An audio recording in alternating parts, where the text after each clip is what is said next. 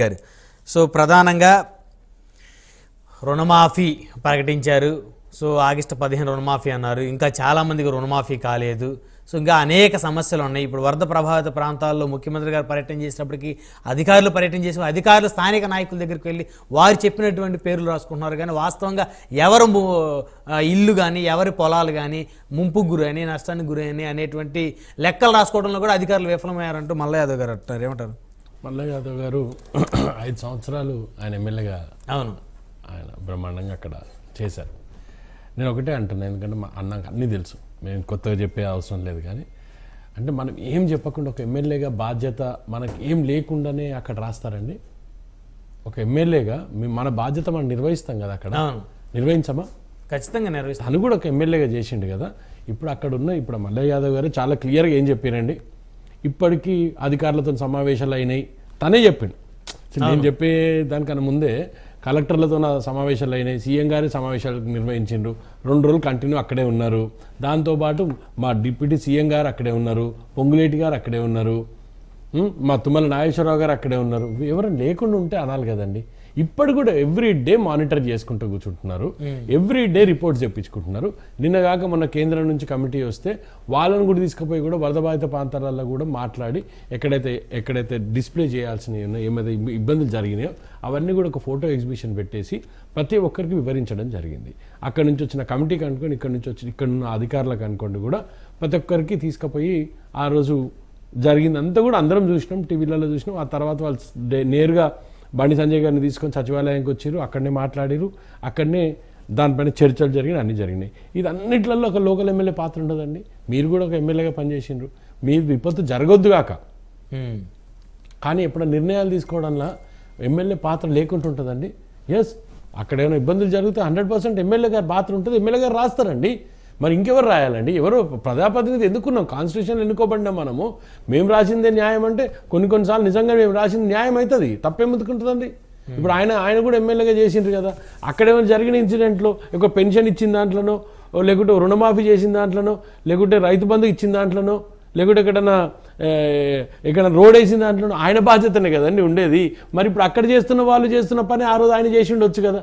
ఈరోజు మనం అంత ఈజీగా వాళ్ళు రాసిందే రాసుకుంటూ పోతున్నాం. ఎస్, వాళ్ళు రాసిందే రాసుకుంటూ పోతారు, ఎందుకంటే వాళ్ళు ప్రజల్లో పాటు ఉన్నారు, ప్రజలకు ఏం జరుగుతుందో ఢిల్లీ చూస్తున్నారు. కాబట్టి హరీష్ రావు సిద్దిపేట నుండి పంపించిన 4 లారీల కోసమే మీరు ఇంత మాట్లాడితే, ప్రతిరోజు అక్కడే ఉండి సేవలు చేస్తున్న భట్టి గారి గురించి మేమేం మాట్లాడాలి, పొంగులేటి గారి గురించి ఏం మాట్లాడాలి, అదేవిధంగా మా తుమ్మల నాగేశ్వరరావు గురించి ఏం మాట్లాడాలండి. ఈరోజు సీతారాం హైదరాబాద్ వచ్చిందండి, ములుగుల్లే ఉంది కదా, పొద్దున్న లేచి అక్కడ ఉన్న పరిస్థితులన్నీ సమీక్షిస్తూనే ఉన్నారు కదా, రోజు అధికారులతో మీటింగ్ పెట్టి ఎవ్రీ డే ఏం జరుగుతుందో రిపోర్ట్ తీసుకుంటూనే ఉన్నారు కదా. యాజ్ ఎ గవర్నమెంట్గా 5 సంవత్సరాలు మల్ల యాదవ్ గారు గవర్నమెంట్లో ఉన్నారు. ఎవ్రీ డే రిపోర్ట్స్ ఎట్లా వస్తాయి మల్ల యాదవ్ గారికి తెలియదండి. ఎవ్రీడే ఏమేమి రిపోర్ట్స్ వస్తాయి, ఎక్కడెక్కడ ఏ ఊర్లలో ఏం జరిగింది అనేది గ్రామాల నుంచి మనకు వస్తున్న రిపోర్ట్స్ బేస్ చేసుకునే కదా మనం కూడా ఏమి ఇవ్వాలి ఏమి ఇవ్వద్దు అని ఆలోచించుకుంటాం కదా. ఇంతకన్నా మించి ఏమైనా జరుగుతుంది ప్రభుత్వంలో? ఒక ఎమ్మెల్యే గారికి తెలియకుండా జరిగే పరిస్థితి వస్తే ఆ ఎమ్మెల్యే గారు అక్కడ అన్ఫిట్ అనేది ముందు ఆలోచించుకోవాలండి. ప్రభుత్వం ఆయనకి ఇంపార్టెన్స్ ఇవ్వటం లేదు. ఎగ్జాక్ట్లీ అండి. ఇప్పుడు ఒక ఎమ్మెల్యే గారు చెప్పిన దాన్ని పట్టించుకోకపోతే ప్రజాస్వామ్యంలో ప్రతిపక్షమా పాలకపక్షమా పక్కన పెట్టండి, ఒక కాన్స్టిట్యూషన్గా ఎన్నుకోబడిన ఈ అసెంబ్లీ నుంచి ఎన్నుకోబడిన వారు ఎవరికైనా ఇంపార్టెన్స్ ఇవ్వాలి. ఈ రోజు మేము కూడా చెప్తున్నామండి, రేపు ఎక్కడైనా ఇబ్బంది జరిగినప్పుడు 100% నేను మాట్లాడతానండి. ఏ ఎమ్మెల్యే కూడా కాన్స్టిట్యూషన్గా ఎన్నుకోబడినాడు, ప్రజల కోసం పోరాడుతున్నప్పుడు 100% ఇవ్వండి. నేను కోరుకునేది ఒకటేనండి, ఎక్కడ ప్రతిపక్ష నాయకుడు అని అడిగినప్పుడు సార్ కొంచెం కోపం వచ్చింది, టైం వచ్చిన రోజు వస్తున్నానని. ఇప్పుడు సారు చెప్పారు, వీరయ్య గారు చాలా క్లియర్గా చెప్పారు, మీ మీటింగ్ల కోసము కట్టెలు పట్టుకొని ఎక్కి కూర్చొని మీటింగ్లలో దంచి ఉపన్యాసాలు ఇచ్చిన రోజు కనపడ్డారు పబ్లిక్, ఈ రోజు కనపడతలేరండి. మీకు అనారోగ్యం ఉందంటే ఎట్లండి? ఒక టీవీ ముందు కూర్చొని చెప్పడానికి అనారోగ్యంకి ఏం సంబంధం అండి? కొంచెం ఎవరో ఓపికగా ఆ టైంకి కొంచెం జ్యూసో గీసో కూర్చొని కొంచెం మాట్లాడటం చాలా మంది ఉన్నారండి ఈరోజు. అదే మనము విజువల్స్ రిలీజ్ చేసి చెప్పుంటే, అరే మా ప్రతిపక్ష నాయకుడు మేము కూడా ఆయనకు పర్సెంటేజ్ ఆఫ్ ఓటు ఇచ్చినాం, ఇన్ని ఓట్లతో ఆయన కూడా కాపాడుతున్నాం, ఈ రాష్ట్రంలో 39 సీట్లు ఇచ్చినాం, ఈ రాష్ట్రంలో 10 సంవత్సరాలు చేసిన టీఆర్ఎస్ కి 39 సీట్లు ఇచ్చినాం, వాళ్ళ కోసం మా కోసం మాట్లాడుతున్న వ్యక్తి ఉన్నాడనే సంతోషం ప్రజల్లో ఉంటుంది కదా. అది మర్చిపోయి ఈరోజు మనం టైం వచ్చిన రోజు మాట్లాడతాడు. సరే, ఇప్పుడు మీకు నిజంగా అనుకుంటే మీరు ఎల్ఓపిగా హరీష్ రావు చేసేయండి, ప్రతిపక్ష నాయకుడు హరీష్ రావు డిక్లేర్ చేయండి. మేమేం అడగంగా, అప్పుడు హరీష్ రావు రోడ్ మీదకి వస్తే హరీష్ రావుని అడుగుతాం.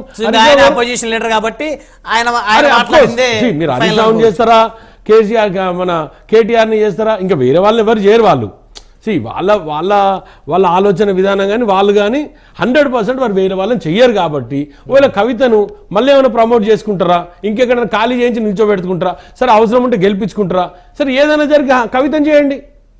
మీరు ఎట్లా వేరే మీ ఫ్యామిలీని వదిలిపెట్టి వేరే వాళ్ళని చేసే పరిస్థితి లేదు కాబట్టి చెప్తున్నాను. నేను ఉండుంటే మేమే చెప్తుంటే సరే పలానా వాళ్ళు ఎలిజిబుల్ ఉన్నారు పలానా వాళ్ళని చేయండి అని. ఎలిజిబిలిటీ ఉన్నా కూడా చేయని పరిస్థితి మీకు ఉంది కాబట్టి ఎంతోమంది మీరు వీడు వెళ్ళిపోయినారు. నేను ఒకటే కోరుకుంటున్నా, ఈరోజు కేసీఆర్ గారు ప్రధాన ప్రతిపక్షంగా పోషించాల్సిన పాత్ర పోషిస్తలేరు కాబట్టి you are taking a salary from the paid accounts, అంటే మా ఇన్కమ్ మా ట్యాక్స్ డబ్బులతో మీరు తీసుకుంటున్నారు కాబట్టి శాలరీ. యూ బెటర్ రిజైన్ అండి. ఏం అవసరం ఉందండి? మీరు ప్రజలకు అందుబాటులో లేరు, అసెంబ్లీకి రారు, ఓ ప్రతిపక్ష నాయకునిగా మీరు చేయాల్సిన బాధ్యత మీకు లేనప్పుడు మీరు ఉండాల్సిన అవసరం ఏముందండి? రిజైన్ చేసి పడేయండి. ఇంకెవరికైనా ఇస్తామండి ఆ పోస్టు, ఇంకెవరన్నా నిల్చోబెడతాం అక్కడ. సరే మీ పార్టీ నుంచి ఎనానందంగా ఎవరన్నా పెట్టండి, కనీసం కొట్లాటలను తీసుకురండి ముందుకు. ఇప్పుడు హరీష్ రావు మీకు తిరుగుతున్నాడుగా, హరీష్ రావునే పెట్టుకోండి మీ ఎల్ఓపిగా. మీరు మీకు మినిమం అపోజిషన్ పబ్లిక్ ఇచ్చిండ్రు, మీరు పోరాడతారేమో మా కోసం అని కనీసం అని అంటే మీరు ఇంట్లో కూర్చొని ఈరోజు తప్పించుకునే సాకులు దేవులాడుకుంటే ఎట్లా అండి? మీ మీటింగ్లకి ఏమో కట్టబట్టుకొని ఎక్కొచ్చు, మా ప్రజలకు అవసరం వచ్చిన రోజు ఇంట్లో కూర్చొని మా అనారోగ్యం బాగాలేదని మాట్లాడతారండి. ఇది ఎంతవరకు సబబండి? ఎంతవరకు యాక్సెప్టబుల్ అండి? ఇంకో ఆయన అక్కడ కూర్చొని అన్ని అడ్డమైన అన్ని పెడుతుంటాడండి, ఒక్కటి కూడా నిజం ఉండదండి. నిన్న నేను ఈజీ ఆఫ్ డూయింగ్ బిజినెస్ ఇప్పుడే మీకు చెప్పినానండి, మల్లయ్య యాదవ్ గారు కూడా తెలుసు అండి, చాలా క్లియర్ గా తెలుసు. ఆయన కూడా 2022 అచీవర్స్ లో ర్యాంకింగ్ ఇచ్చిన దానిని తీసుకొచ్చి నిన్న ఆయన ఎక్స్ లో మాట్లాడుతున్నారండి కేటీఆర్ గారు. ఎంత తప్పండి అది అసలు చెప్పండి. అసలు ఒక పబ్లిక్ ని టోటల్ ఒక ప్లాట్ఫామ్ మీద, సోషల్ ప్లాట్ఫామ్ మీద మీరు మిస్లీడ్ చేసుకోండి. సరే యువర్ నాలంటోడు ఇంకెవరో చిన్న వాళ్ళు చేస్తే దాన్ని ఎవరు పట్టించుకోరండి. అరే your ex minister of the state and నిజంగా మీరు ఆఫ్లైన్ షాడో సీఎంగా ప్రవర్తించిన ఈ స్టేట్కి మీరే అంత బాధ్యత తప్పి మీరు ఎక్స్లో రాంగ్ ఇన్ఫర్మేషన్ మీరు పోస్ట్ చేస్తుంటే ఎంతవరకు యాక్సెప్టబుల్ అండి చెప్పండి? మీరు స్టేట్ డ్యామేజ్ చేస్తారు. పొద్దున్న లేచి మాట్లాడతాడు కదా, మీరు అప్పుల గురించి మాట్లాడకండి, మన స్టేట్ ఇమేజ్ దెబ్బతింటది, ఈ దాని గురించి మాట్లాడకండి, క్రైమ్ గురించి మాట్లాడకండి, మన స్టేట్ ఇమేజ్ దెబ్బతింటండి. మరి ఈ రోజు ఏం దెబ్బతింటదండి? ఈ రోజు తెలంగాణ స్టేట్ కాదండి, నువ్వు అమెరికా నుండి అమెరికా స్టేట్ ఉన్నావు. ప్రభుత్వం వేరు కదా, ప్రభుత్వం అంటలేదండి. నువ్వు అమెరికా నుండి స్టేట్మెంట్ ఇచ్చినంత మాత్రం అమెరికా స్టేట్ సంబంధించినవా? ఎట్లకెళ్ళి అవుతుందండి? నువ్వు ఎక్స్ లో ఎంత దరిద్రంగా పోస్ట్ చేసిండండి. ఇఫ్ యూ గో నిజంగా అంటే ఎవరైనా బిజినెస్ కమ్యూనిటీకి సంబంధించిన వాళ్ళు ఉంటే, సార్ మల్లయ్య సార్కి అన్ని తెలుసు తెలియదనక లేదు, నేను ఒకటే చెప్తున్నా, బిజినెస్ కమ్యూనిటీకి సంబంధించిన వాళ్ళు ఉంటే ఆ ఎక్స్ లో ఆయన పెట్టే పోస్ట్ చూడండి, ఈజ్ ఆఫ్ డూయింగ్ బిజినెస్ మీద. పాత ఎప్పుడోనండి 2020 పోస్ట్ చేసి Telangana is not in ranking అని పెట్టాడండి. మరి ఈ రోజు మీరు పోస్ట్ చేసినంత మాత్రాన పబ్లిక్ ని ఎంత కన్ఫ్యూజన్ లో గురి చేస్తారు. రాజశేఖర రెడ్డి గారు కంక్లూజన్ ఇవ్వండి. సో ఇప్పుడు బీఆర్ఎస్ నుంచి గెలిచిన ఎమ్మెల్యేలు కాంగ్రెస్ లోకి తీసుకున్న పరిస్థితులు వారి మెడలో కండవ వేసి, సో నెక్స్ట్ వారి భవిష్యత్తు ఏంటి? పర్ఫార్మెన్స్ అండి, పర్ఫామ్ చేయమనివ్వండి, ఏమి తప్పేముందండి. వాళ్ళకి ఇవ్వాల్సిన బాధ్యతలు ఏమైనా అవసరం ఉన్న రోజు పబ్లిక్కి అవసరం ఉంటుంది, ఈయనతోనే బాధ్యత అవసరం ఉంది అన్నప్పుడు ఆలోచన చేస్తారేమో ప్రభుత్వంగా. కానీ సరే చూడండి, ఇప్పుడు ఈ రాష్ట్రంలో ఒక బ్యాడ్ సంస్కృతి అయితే డెవలప్ అయిపోయింది. అది ఎప్పటి నుంచి అయింది, ఇప్పుడు కాదు. ఇప్పుడు మల్లయ్య యాదవ్ గారు చెప్పినట్టు దానం నాగేంద్ర గారికి ఇది కొత్త ఏం కాదు, ఆయన పార్టీ ఫిరాయించి అధికార దానం నాగేంద్ర గారు హీ విత్డ్రాడ్ హిస్ వర్డ్. ఆ రోజు ఆయన వర్డ్స్ విత్డ్రా చేసుకున్నారు.